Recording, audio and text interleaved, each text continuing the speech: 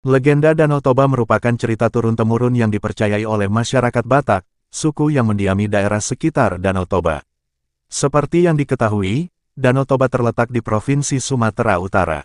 Sejarah mencatat bahwa danau ini terbentuk dari letusan gunung berapi yang sangat super.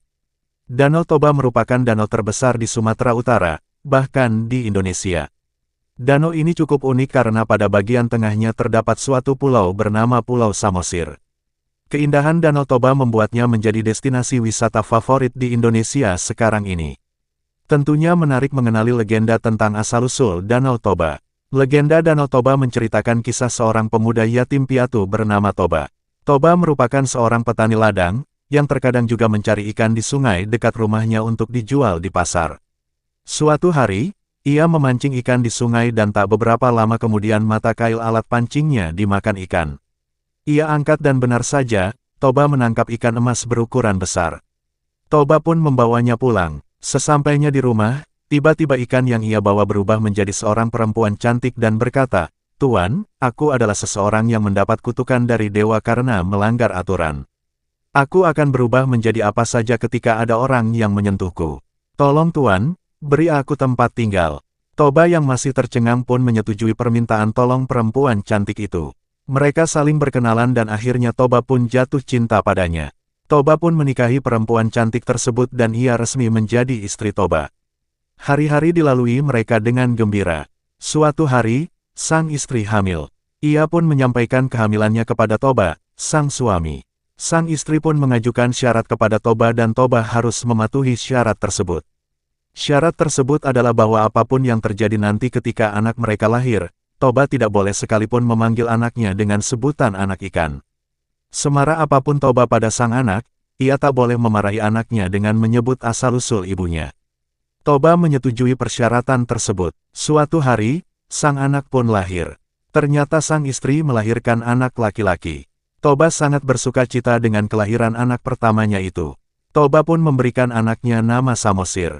Samosir tumbuh menjadi anak yang sehat. Hanya saja sayangnya, Samosir sedikit pemalas. Bahkan ketika dimintai tolong oleh ibunya untuk mengantar makanan ke ladang ayahnya, Samosir seringkali menolaknya. Hingga pada suatu hari, Samosir dipaksa oleh ibunya untuk mengantarkan makan siang kepada ayahnya. Dengan wajah malas dan dengan berjalan secara enggan, ia pun berangkat ke ladang.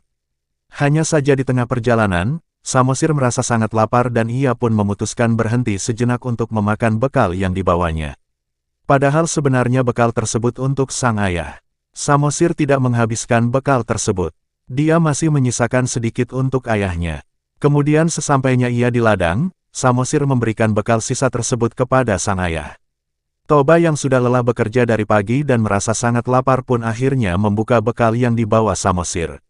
Betapa terkejut dan marahnya Toba saat melihat makan siangnya tinggal makanan sisa dan sedikit saja. Samosir pun menjelaskan bahwa di perjalanan ke ladang, ia merasa sangat lapar sehingga memutuskan untuk memakan bekal ayahnya tersebut.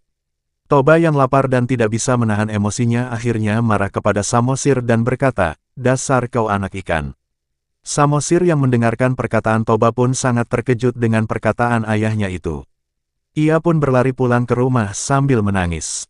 Ketika sampai di rumah, Samosir bercerita tentang perkataan ayahnya kepada ibunya.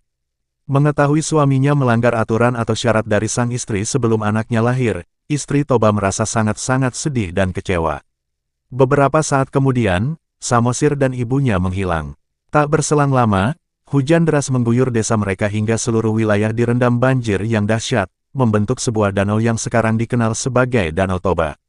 Di tengah danau terdapat pulau besar yang dinamakan Pulau Samosir, yang dipercaya merupakan tempat Samosir dan ibunya menghilang. Di danau ini pula dipercaya hidup ikan emas ajaib yang merupakan jelmaan istri Toba. Inilah cerita singkat legenda Danau Toba di Provinsi Sumatera Utara. Semoga bisa menambah wawasan teman semua. Terima kasih.